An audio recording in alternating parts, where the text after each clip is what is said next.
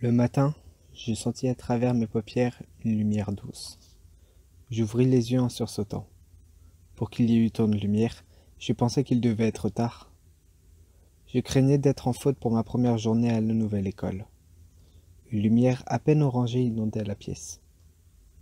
Il faisait froid car le plancher était encore sans tapis et les fenêtres, pour tout rideau, n'avaient que cette floraison de givre qui avait avancé et épaissi depuis la veille. Cactus et chardons poussaient partout de nouvelles pointes.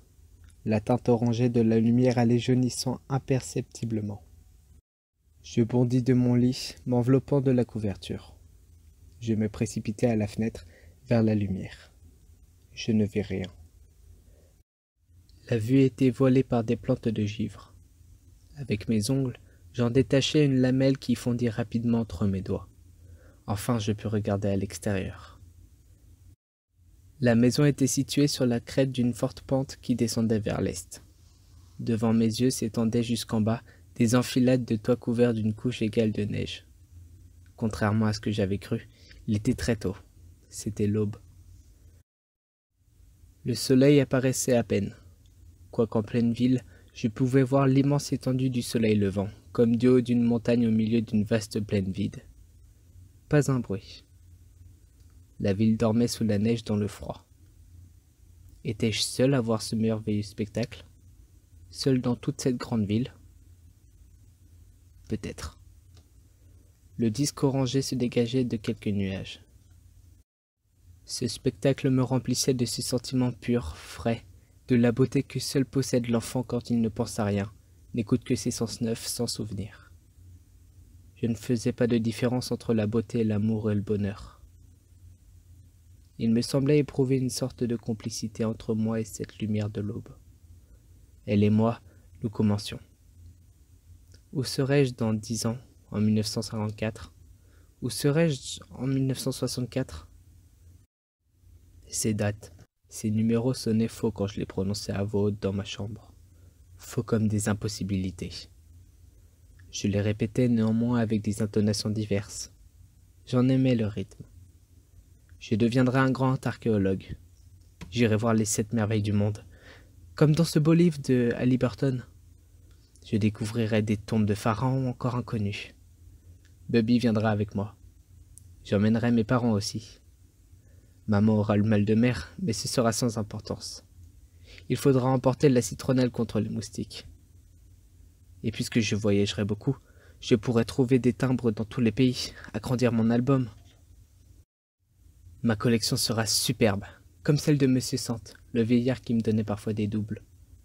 Elle sera tellement belle, même qu'il faudra le mettre dans un coffre-fort pour la protéger contre les voleurs. Si j'avais su. Ce que j'allais découvrir, ce n'était pas des merveilles. C'était une bête impulsive. Et non pas à l'autre bout de la terre, mais en moi-même. Là, néanmoins, dans ce moment où j'assistais au spectacle de l'aube, j'étais heureux.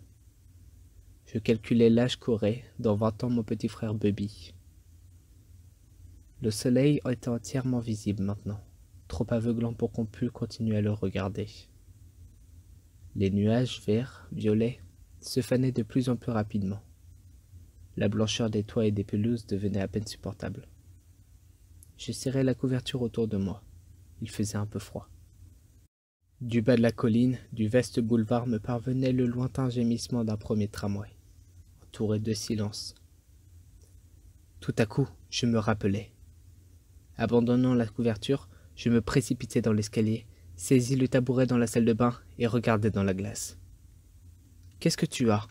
Que fais-tu debout à cette heure-ci » C'était maman, attirée par le vacarme que j'avais fait en descendant les marches. Sans plus me contenir, je me précipitai contre sa taille, pris ses doigts entre mes 2 mains et sanglotant lui expliquai tout. Comme elle ne me répondait pas, je levai mes yeux vers les siens. Son regard me fuyait.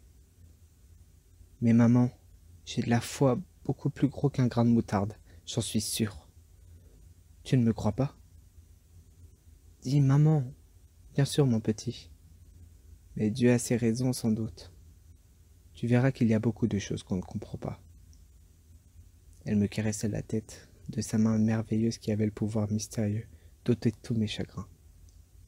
Va maintenant, va te recoucher. Sinon tu vas avoir l'air endormi demain en classe. Tu ne veux pas faire une mauvaise impression le premier jour. Je remontai l'escalier, d'un pas aussi lourd et lent qu'il l'était tout à l'heure léger et précipité. Je me recouchai. Sans savoir alors que ma mère put éprouver un sentiment semblable, moi aussi pour la première fois je craignais de trouver chez Dieu quelque chose d'injuste et de malfaisant. Bientôt, j'entendis le bruit de l'élastique que mon père enlevait du Somerset City Journal, le plouf du gaz que ma mère allumait sous le café dans la cuisine.